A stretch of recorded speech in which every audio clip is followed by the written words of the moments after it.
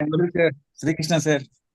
She told me that more than 30 correct OP ఈ టైంకి అవుతుంది సార్ కరెక్ట్ గా మెడికల్ రిప్స్ వెయిట్ చేస్తా ఉంటారు ఈ టైంలో రష్ లాగా అయిపోయింది 2:30కి వచ్చావు 3కి చేయాలి సార్ మనం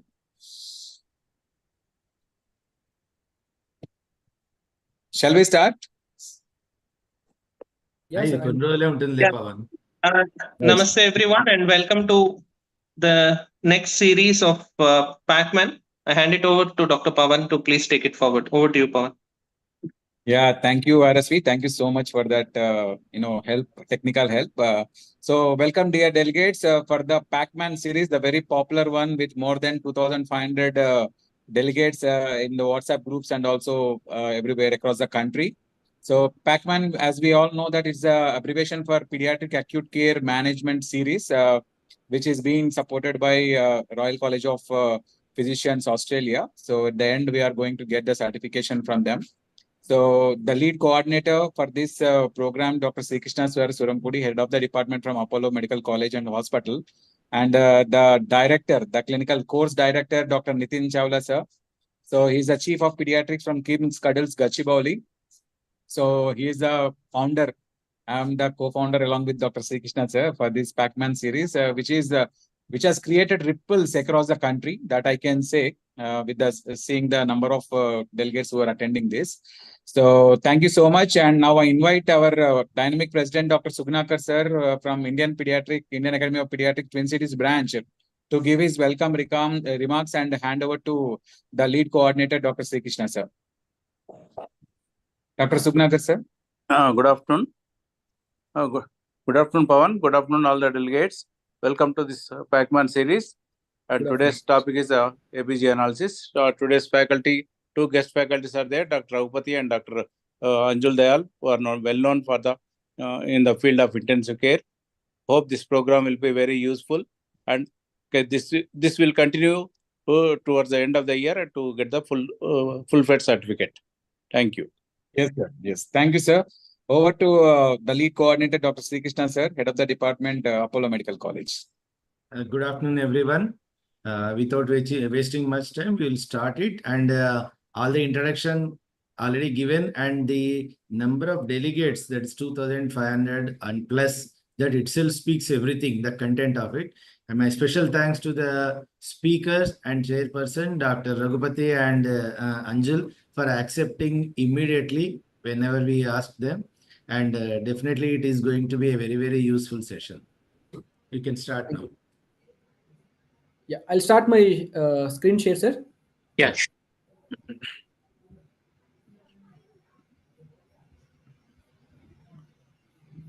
Yeah, is it visible, sir? Yeah. Good afternoon, respected seniors. I'm Dr. Raghupati, consultant pediatric intensivist and head of the PICU at Yashoda Secunderabad. Today, I'm going to discuss how to approach a blood gas practically. It is a case-based discussion. So the learning objectives would be introduction to ABG, like little introduction, how to recognize the normal ranges of pH, PaCO2, saturations, partial pressure of oxygen and bicarb levels, and definition of acid base disturbances, like simple definition. I'm not going to discuss in detail about the physiology and physiological background, mainly practical aspects I will touch. And then step-by-step approach to ABG analysis. And then I'll give in between, I'll give some cases, we'll discuss case-based.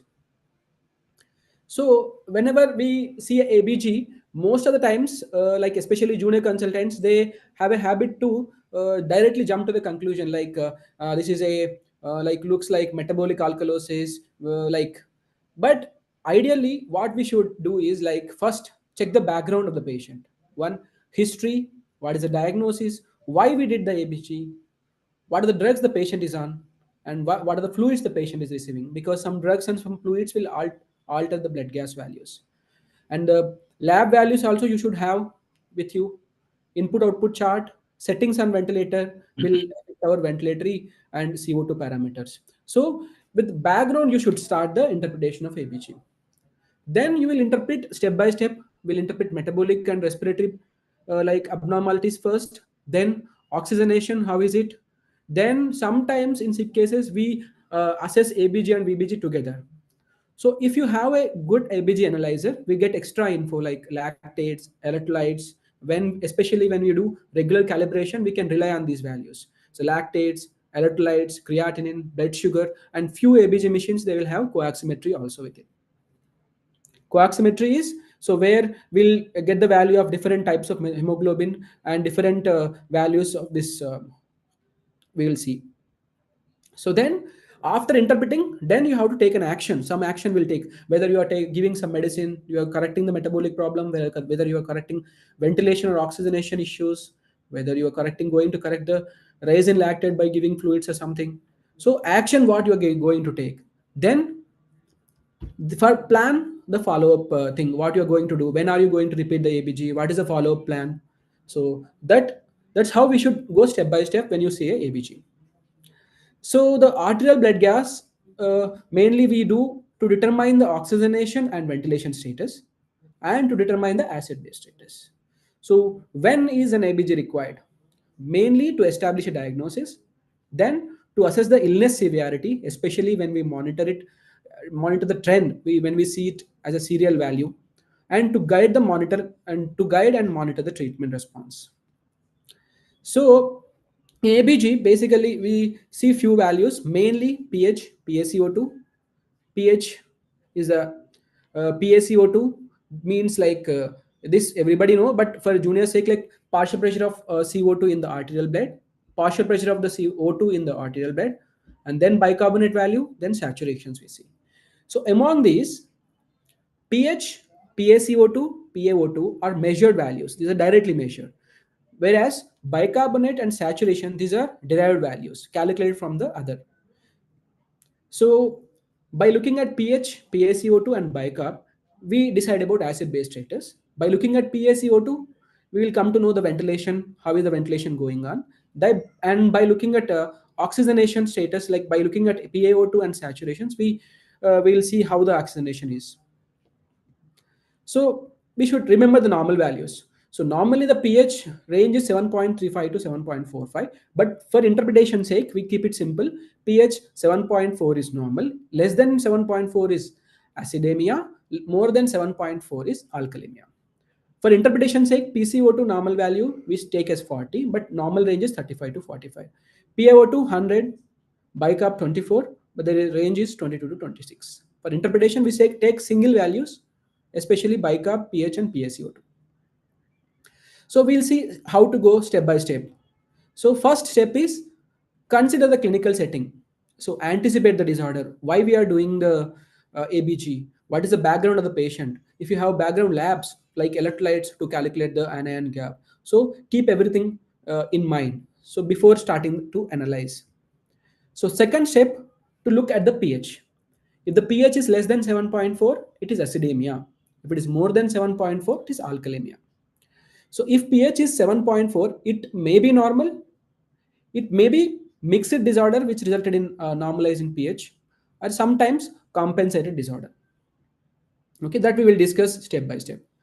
Step 3. First, we know that whether it is acidemia or alkalemia.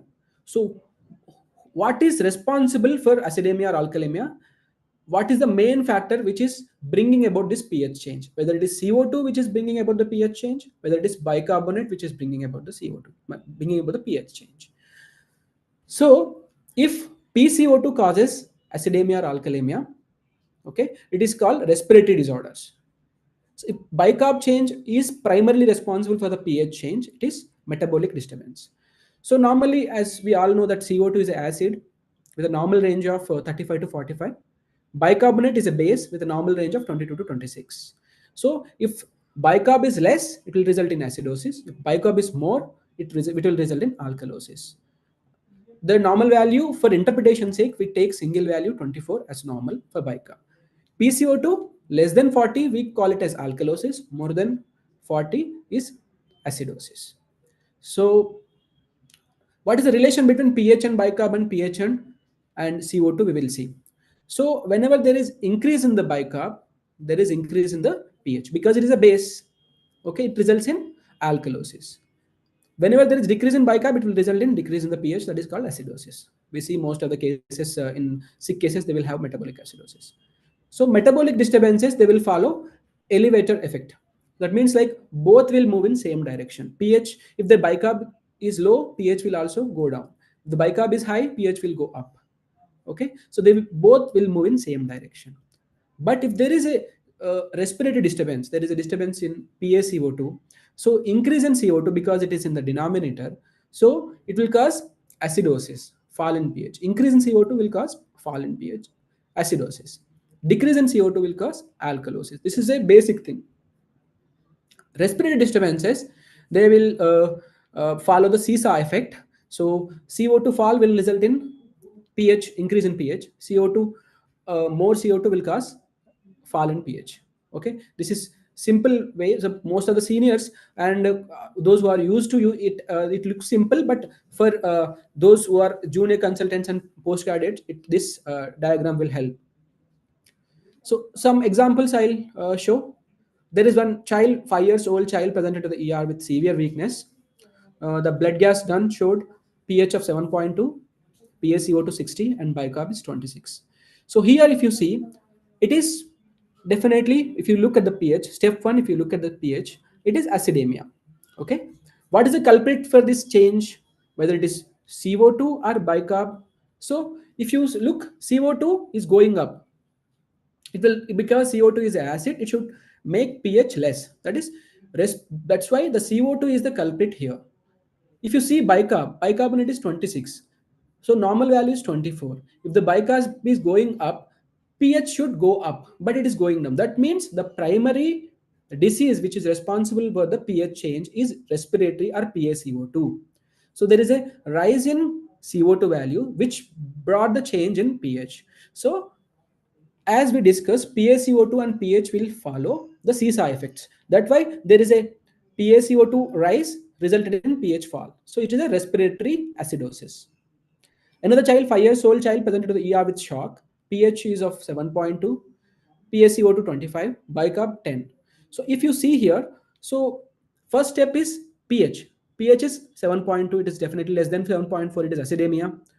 What is the culprit? Well, which thing brought this change? Whether it is bicarb or PaCO2. So if you see, bicarb is less and pH is less. So both are going in same direction.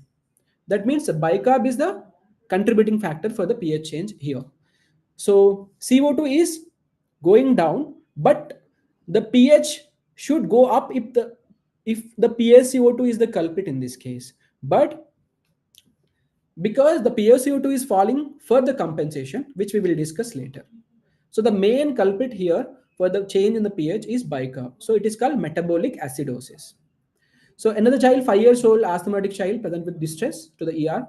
pH 7.48, PaCO2 30, and bicarbonate is 22. So if you see here, so pH alkalemia, so PCO2 is less, normal value 40, it is less. So this follows seesaw effect. So the fall in PCO2 resulted in alkalosis. That's why it is called respiratory alkalosis. So few words about compensation. It's a body's physiological response to primary disorder to bring the pH towards the normal, but it won't overshoot. It will try to bring the pH towards the normal. So if there is overshoot, our like ABG analysis we should start from the beginning, and we have to assign the cause of pH change as metabolic or respiratory. Alternate things we have to think. For primary respiratory disorder, compensation is by metabolic. And for metabolic disorder, compensation is by respiratory component. Compensation is same direction as the primary disorder. This means like if there is CO2 rise or fall, to keep the pH the same, bicarb should change in the same direction to keep the pH neutral. So that is seen in the Henderson-Hasselbalch equation. So respiratory compensation for metabolic problems starts immediately. So if there is metabolic acidosis or alkalosis, respiratory compensation will start immediately, which is complete within 4 to 6 hours. If it is respiratory problem, primary respiratory problem, metabolic compensation will start slowly. So it starts by 10 to 12 hours and completes within 3 to 7 days. So metabolic compensation for primary respiratory disorders is little slow. And respiratory compensation for primary metabolic problems is immediate most of the times. So compensation for respiratory disorders, this is a simple formula. So metabolic compensation for 10 millimeter change in the CO2, there is a bicarb change of 1 if it is acute respiratory acidosis. If it is chronic respiratory acidosis, for 10 change in the CO2, bicarb change should be 3. For acute respiratory alkalosis, for 10 change of CO2, bicarb change should be 2. So for chronic respiratory alkalosis, if there is 10 millimeters of mercury change in the CO2, bicarb should change by 4. What change? This change will happen in the same direction. Okay, that is easy to remember. So body is trying to compensate to keep the pH neutral. So we will discuss one case. 8 years child, known case of asthma, presented to the ER with distress, heart rate of 130, respirated 45, saturation 94% on room air, ABG showing pH of 7.48, PCO2 of 20. So what will be the expected bicarb in this child? So if you see, we start step by step. The pH is alkalemic. The cause of pH change is CO2 here because it is a seesaw effect. PaCO2 going down, pH is going up. So it is a respiratory alkalosis definitely. So what will be the expected bicarb? Bicarb I have not given intentionally here. So what is the expected change? So PaCO2 decrease from 40 to 20. There is a drop by 20. So if there is acute cause, respiratory alkalosis, there should be per every 10 change in the CO2, 2 change in the bicarb should happen. So here if you see, there is a fall of PCO2 from 40 to 20. There is a drop by 20. So every 10 change will bring about 2 change in the bicarb. So drop by 20 should cause drop of bicarb by 4. 10, 2 and 24. So expected bicarb here is 20. So this is a appropriate compensation for this child if it is there. Another case, we saw a 3-year child recently with excessive sleepiness since 1 day. There is no history of fever, drug intoxication, no snake bite history or nothing. He wakes up on stimulation. He's well oriented when he's awake. But there is excessive sleepiness since 1 day.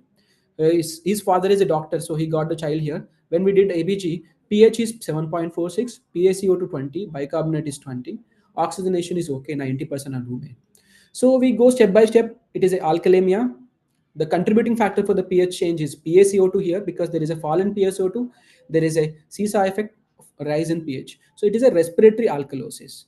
So compensation, if you see, there is 20 change in the PaCO2. There is 4 fall of bicarb should be there. So the bicarb is 20 here. So respiratory alkalosis with metabolic compensation is here. So but what is the cause of this excessive sleepiness in this child? So we did there is history of consanguinity. So we did one ammonia. So ammonia was very high. So it is a typical urecycle disorder with mild presentation. So we caught the child early and we started so sodium benzoate, the child improved.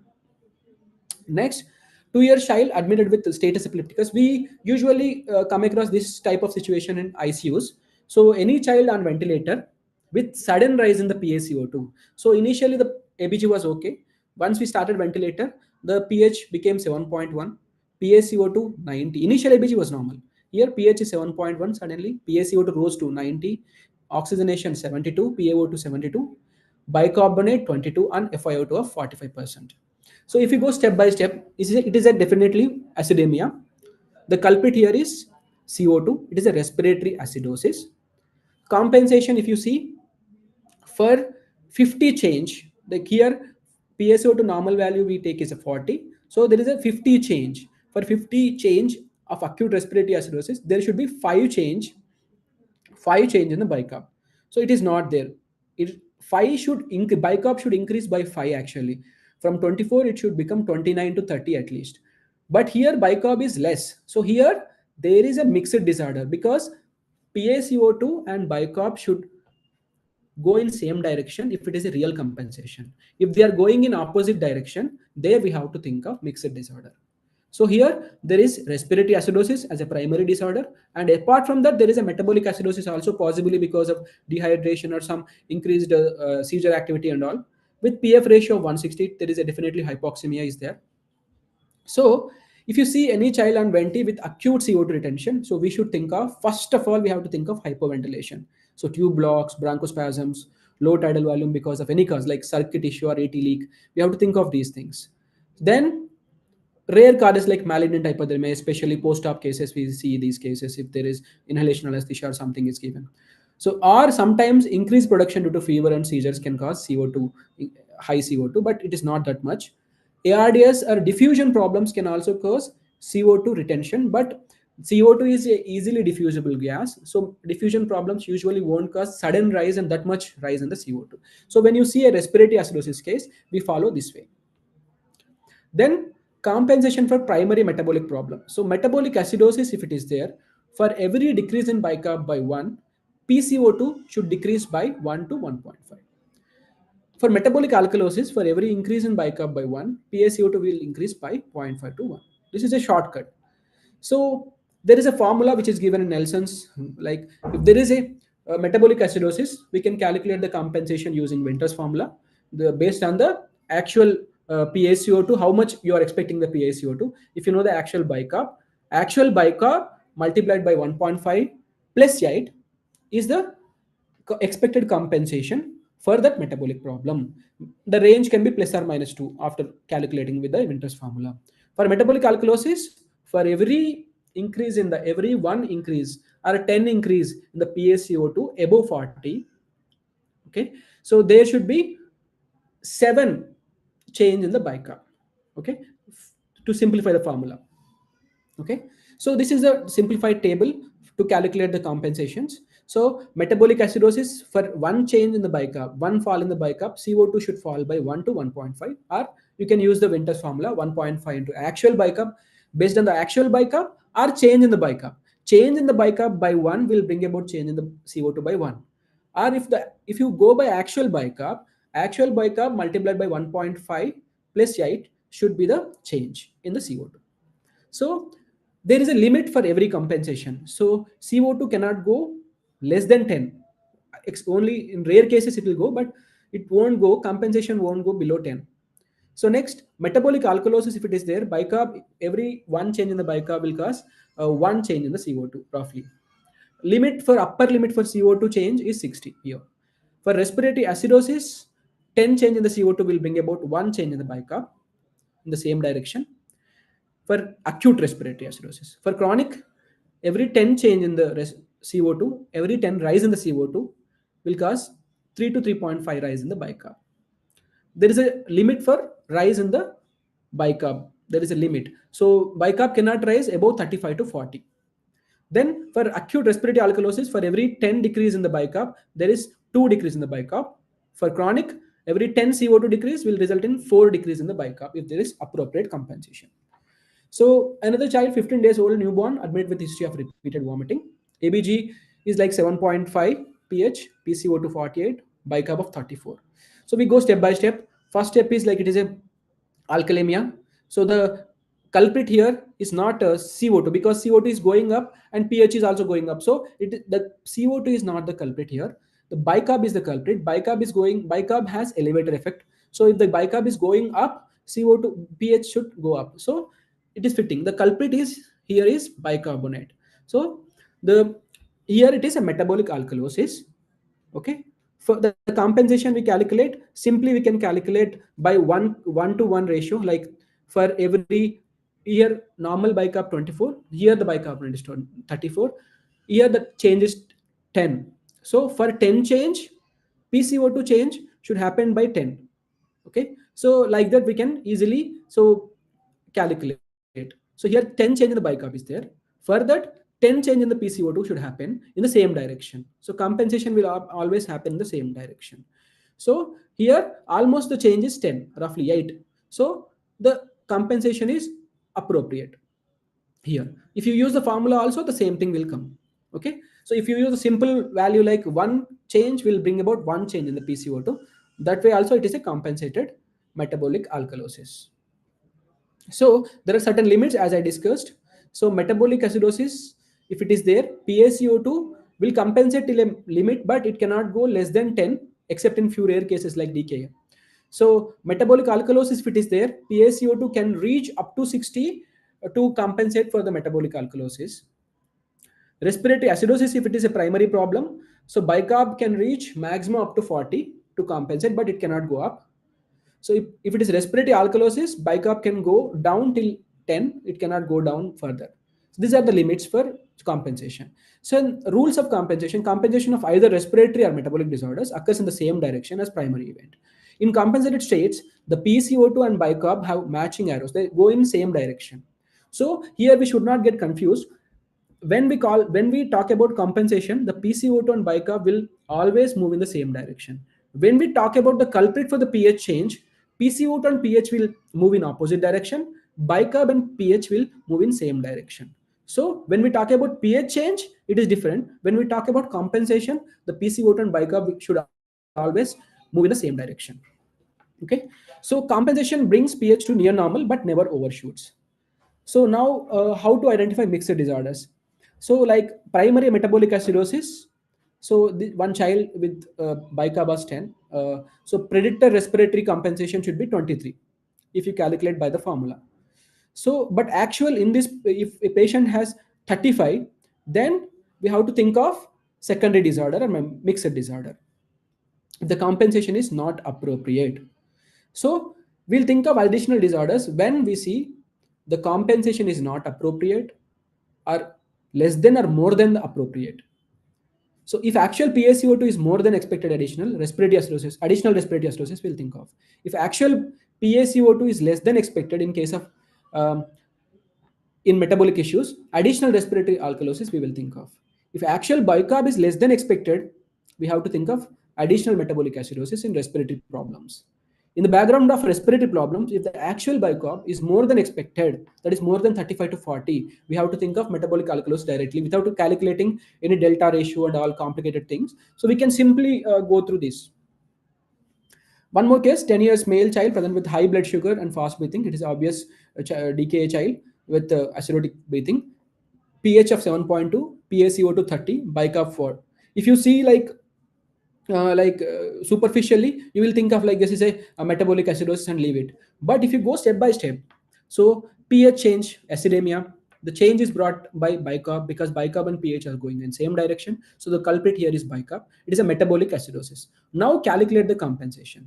So there is a fall of 20 in the bicarbs. So fall of 20 should bring about a change in the PaCO2 by 20. So PaCO2 should be from 40, it should be 20 if it is appropriate compensation, because if it is appropriate, the PaCO2 should be 20, but here it is 30. That means fall is only 10. That means there is a secondary disorder also is there. So appropriate compensation is not there in this child.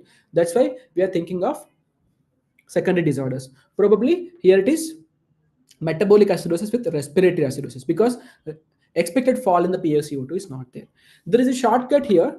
So if you see a PaCO2 and pH, the last 2 digits of the pH, that is after dot, the 2 digits of pH should match with the PaCO2 value. If the pH is 7.30 and PaCO2 is 30, then it is appropriate. The pH is 7.20, PaCO2 should be 20. So 20, the last 2 digits of pH should be equal to the PaCO2 for appropriate compensation.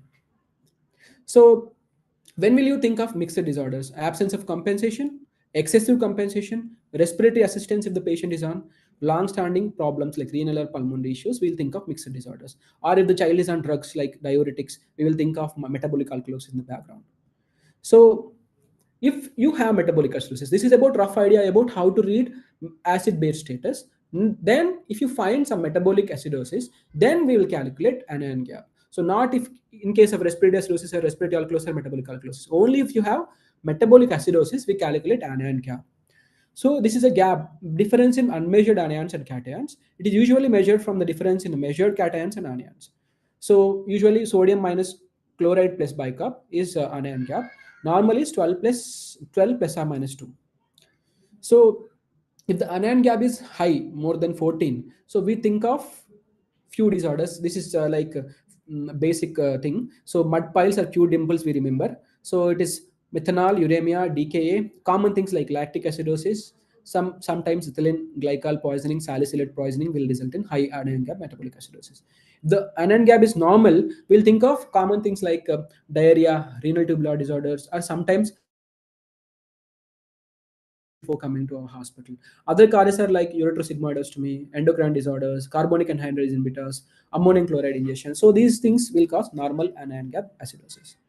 So if there is metabolic alkalosis, we will look at urine chloride. If it is metabolic acidosis, we look at anion gap. If it is metabolic alkalosis, we look at urine chloride. Urine chloride, if it is more than 25, we call it as chloride unresponsive metabolic alkalosis. So most common things are diuretics, hypokalemia, mineralocorticoid deficiency will result in metabolic alkalosis, chloride unresponsive.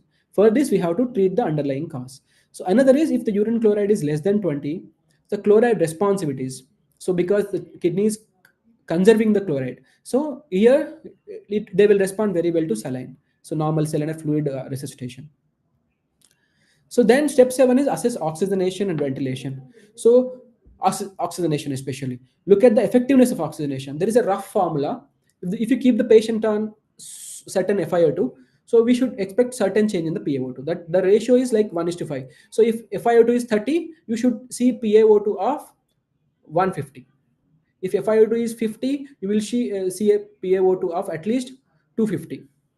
So like that. So the expected change in the PaO2 should be 5 times that of the FiO2, whichever you are starting the patient on.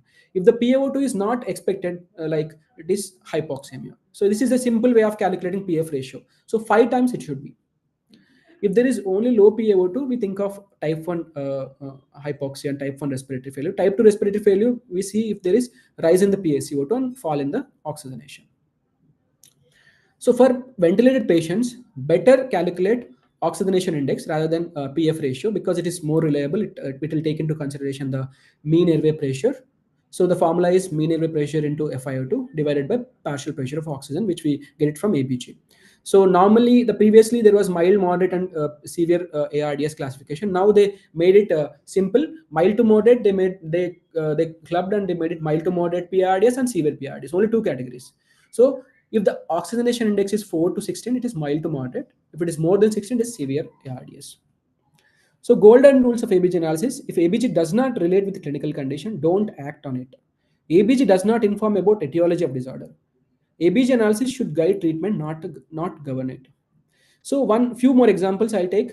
A case of acute leukemia brought to ER with seizures, aborted after 2 doses of lorazepam. TLC 98,000, saturations on room air is 99%. If you see at the pH, acidemia, the change in the pH is because of PaCO2. So pH and PaCO2 are moving in the same direction, opposite direction. So it is a respiratory acidosis. Then compensation, we'll see PaCO2 increased by 15. So expected change in bicarb is so roughly 1.5 times. So but here it is bicarb is 14. So expected is 22. So here there is a hidden metabolic.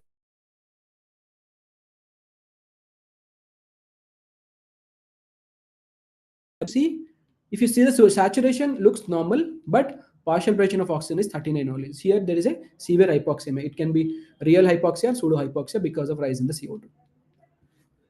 10 years old male present with the high blood sugar, fast breathing.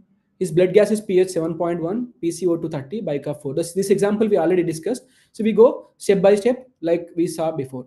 So another example is bicarb pH of 7.6, CO2 55, bicarb of 50. So here this is alkalemia. The culprit here is metabolic. So it is a metabolic alkalosis. So bicarb is high by 26. Compensation of CO2 should rise from normal to extra. It should rise to 53 minus 60, roughly 53 to 60. So if you see 0.5 to 1.5 change, so it should rise to 53 to 60. So compensation is appropriate here. So metabolic alkalosis with appropriate compensation. So if CO2 is more than 60, pH near normal, think of metabolic alkalosis and also respiratory acidosis, because we discussed initially CO2 cannot go beyond 60 even if it is compensation. So there is a limit for the compensation. If it goes beyond 60, you think of secondary disorder underlying some mixed disorder. Checks last 2 digits of pH, that should be PaCO2. If PaCO2 and last 2 digits of pH are matching, then the compensation should be appropriate. So here pH of 7.44, PaCO2 24, another case, bicarb 16. So it is a alkalosis. Culprit here is respiratory because CO2 is going down and pH is going up. It is a seesaw effect. It is a culprit for the primary change is respiratory alkalosis. So acute 10 change should bring about 2 change in the bicarb. Chronic, if it is 10 change in the PaCO2 should bring about 4 change in the bicarb. Here, if you see from 40, the PaCO2 came down to 24. There is a 16 decrease in the PaCO2. There should be 3 to 6 fall in the bicarb. But here the fall is 8. There is a more fall. So there is a underlying mixed disorder. Respiratory alkalosis with metabolic acidosis is there. So principle, whenever pH near normal and PaCO2 and bicarb values deviate significantly from normal, mixed disorder we have to suspect. So here again, I want to stress upon, there is a limit for compensation. So you should think if the, even if there is a compensation, if it is crossing the limit, then we have to think about the mixed disorder or underlying secondary disorder. So another example, this pH 7.22 is acidemia. The culprit here is PaCO2 70, respiratory acidosis. So bicarb should increase actually here. So if there is PaCO2 of 70, so there is 30 change in the bicarb PaCO2, there should be bicarb should also go up. 3 to 12 bicarb should go up, but it is not going up. So it is not a compensated state. So another case, pH 7.31, PaCO2 70, bicarb 30. So it is a respiratory acidosis clear cut. pH is less, acidemia due to respiratory cause. It is a respiratory acidosis. So compensation is partial. 30 increase in the CO2 should cause 6 change in the bicarb. So there is a change of 6. So it is a compensated state, but it is not bringing the pH towards normal. pH, if it is well compensated, pH should fall within 7.35 to 7.45. If the change is not bringing the pH to normal towards normalcy, then it is partially compensated. So another example, one patient with pH 7.39, PaCO2 70, bicarb 40. So it is a acidemia due to respiratory component. pH is less, acidemia. Culprit here is PaCO2. So, but bicarb here is 40. So without even calculating, if the bicarb goes beyond 35, so we have to think of mixed disorder even without calculations and all. Respiratory acidosis with metabolic alkalosis. So sometimes in emergency situations where we do VBG, there is a relation between VBG and ABG. So pH we can roughly correlate with the ABG. So pH will be plus 0.03 to 0.05 compared to VBG. So VBG has less pH. So ABG, if you want to derive it from VBG, we'll take it that way. PaCO2, there is -4 to -8 change in the PaCO2 compared to ABG and VBG. So if the VBG is showing 45, ABG will have 40 PaCO2. So bicarb is almost equal to VBG and ABG, same bicarb will be. So VBG will help us in assessing all these parameters except oxygenation. So in emergency situation, so VBG will be more than enough. So apart from that, it will give us important clues like central venous oxygen saturation. So if you are resuscitating a patient with shock, we see central venous oxygen saturation. Like we'll take a VBG from the central vein and we'll see for the central venous oxygen saturation. If it is less than 60, we'll try to optimize the things. If it is more than 80, we'll think of warm shock. If it is less than 60, we'll think of cold shock. So it is little complicated, but so to keep it simple, so it will give us idea about metabolic state very well. Oxygenation we won't be able to know by looking at VBG. So it will give extra result like SCVO2 also.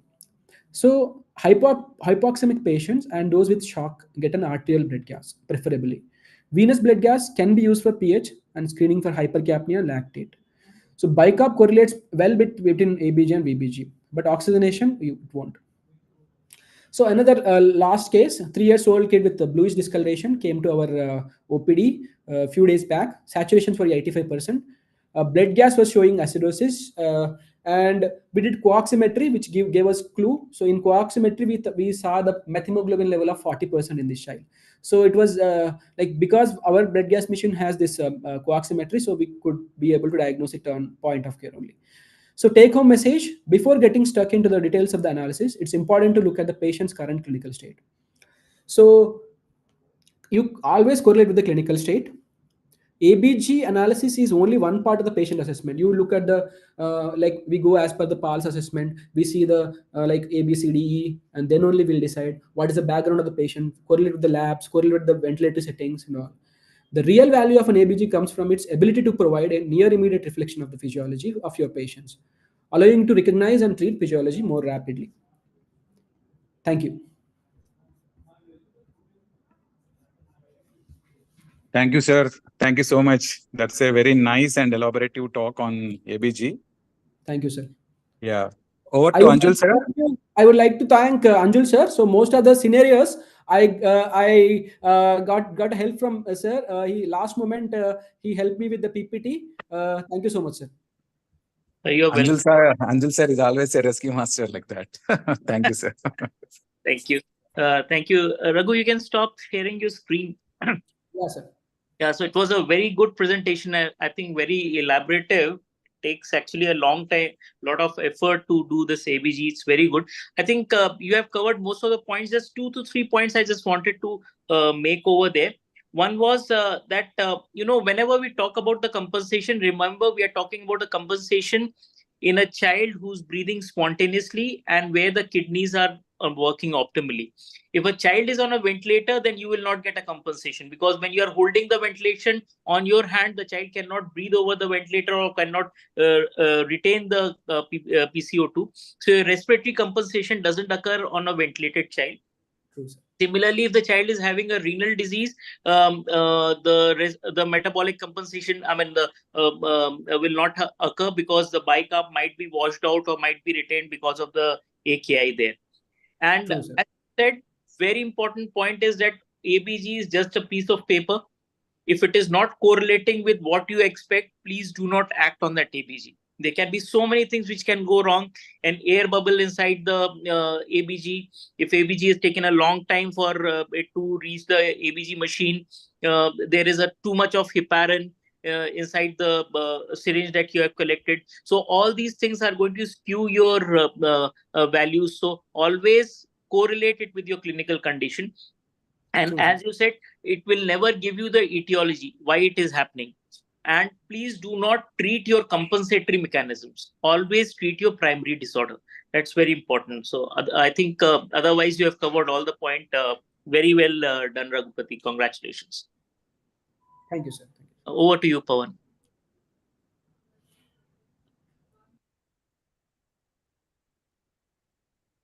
Thank you, Raghupati.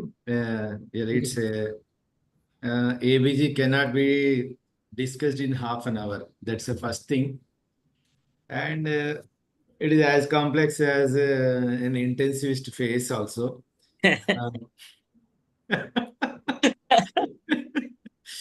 How many times you listen? Again, when the case comes, sometimes it is confusing, because as you rightly told, that every case you have to come to conclusion according to the clinical features, by correlating clinical features with ABG. Otherwise, definitely we make many mistakes in this. It's really interesting, and the way of presentation also very good. I thank Dr. Raghupati and even Dr. Anjul also. Anything you want to add? Still we have a time. We gave 1 hour time. You completed quickly. So any case based or your experience also you can share. Yeah, I think if we have time, I just wanted to, Raghupati, if you can share your... 10 minutes more. 10 minutes more we have time. Yes, sir. I'll share. So there was a very nice case that we showed where the leukemic patient was there. That one, the ABG was there for the leukemia patient. Sir, this one. Yeah, this one. Now, if you look at this ABG, if we are just interpreting the ABG alone, this is showing a respiratory acidosis with metabolic acidosis with severe hypoxemia. We expect this child to be very, very sick. But suppose this child has been absolutely normal. Okay, he's sitting well and he's eating and he's still getting this pH. Now, the reason for this pH being or the ABG being like this is because if you look at the total leukocyte count, which is 98,000. Now this is a live tissue. In case if it takes little longer time for this ABG to reach the sample to reach the machine, because of the metabolism which will keep on occurring inside the blood, it is eating away the PaO2, and that's why the PaO2 is less. The bicarb will also go down and PCO2 goes up because of the metabolism of the cells. So this ABG will never correlate with the clinical condition in case if it is the patient is absolutely fine. So look at the clinical condition. If this ABG, the sample has not been kept in the ice pack, if it is gone for a very far out distance, this thing. So all these things can occur. So this is a typical example of, do not just think that this is a respiratory acidosis with metabolic acidosis with severe hypoxemia. Correlate with the patient. If patient is normal, then think why this has happened and do not act on it. So similarly, any of these cases like the DKA case that you were showing, where the PCO2 is little on a higher side. Now, is it the compensation for the DKA, or it is the condition where the child is abnormal? So this will depend on the child. If the child is sitting normally, breathing normally, then this is only a compensation. If the child is drowsy, he is having an irregular breathing, then this becomes a added respiratory acidosis over there. So this is how we correlate with the clinical condition of the child, and that is actually very important to take care of that. I think that is one point that I just wanted to make over there. Yeah. So I want to add one more, two cases, sir, which we come across regularly in our ICUs. So whenever we intubate a child with shock with metabolic acidosis, so we should keep the respiratory rate little high on venti, so that we will wash out CO2, because the child is compensating till that point of time. So we have to keep the respiratory rate little on higher side, so that we can wash out the CO2, so that there won't be added respiratory acidosis by iatrogenically by us, which will result in worsening of acidosis and further duration of the patient. So that is the thing, so which most of us will follow, but just for the junior's sake, I'm telling, sir. Yeah, Second is second point is sir. Yeah, this is very important point, especially the child is very hemodynamically stable, unstable, especially cardiogenic shock. So there, if you will crash down the respiratory rate to the normal because you are ventilating the child, then the pH is going to drop and the child will again crash and go in for cardiac arrest. So I think, yeah, that's a very important. True, sir. Sir, another thing is like in DK also, so we won't be able to, like, we will be able to, but so they will breathe at so much tidal volume that it is very difficult to give tidal volume with the positive pressure, which may result in trauma. So if you want to ventilate the patient with DKA, so we will try to avoid the ventilation in DKA first of all.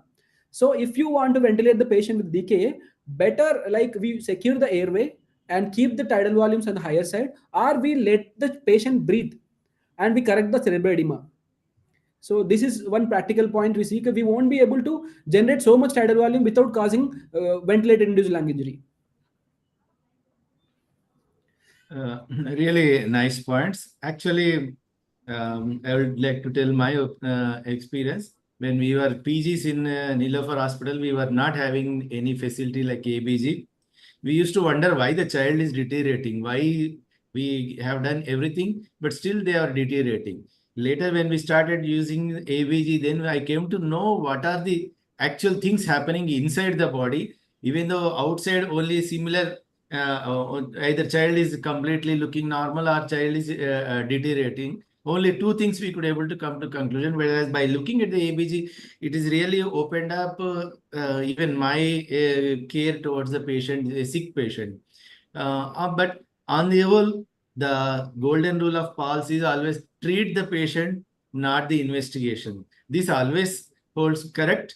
Always we should, the new PGs, new doctors, always just look at the patient completely and stick to the basic rules of intensive care and including the PALS. And for that, ABG, added ABG is going to be really a wonderful investigation compared to any other investigations in managing such children. Thank you very much, Dr. Raghupati. Very nice. I would like to announce one thing, sir. So we are going to, we took up the workshop on ABG and ECG for this coming Pedicon 2025, sir. Very nice. In the Very ABG nice. workshop, we are going to discuss more advanced concepts like delta ratio, anion gap, corrected anion gap, like strong ion difference, like that. We want to discuss more elaboratively about the ABG in our coming workshop in this Pedicon 2025, sir. Okay, So- okay. Definitely we'll inform our PGs also to involve in that, because how many times you listen ABG, still you need to learn more. That's true. Thank you, sir. Thank you so much Dr. for giving this opportunity, sir.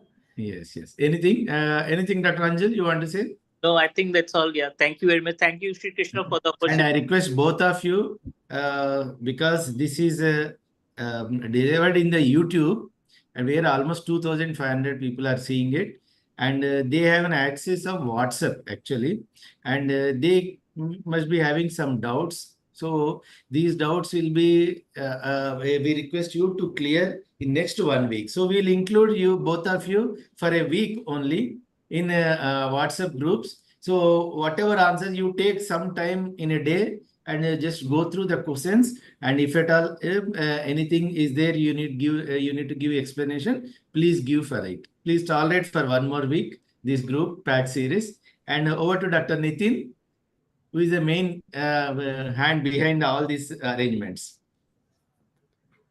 Dr. Nitin Chawla. I think he's not there. Sir, I believe justice to difficult topic like ABG cannot happen. Anything better than this is not possible. I have heard Dr. Anjul many a times on ABG, and I'm very happy that he accepted this invite. Dr. Raghupati is a good friend, and he had put his insight into this difficult topic.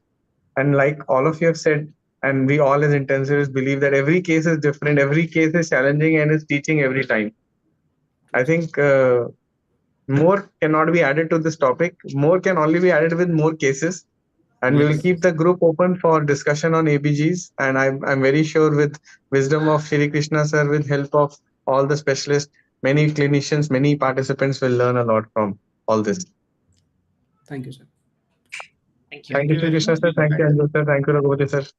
Thank you. Sugunakar sir, you want to say anything?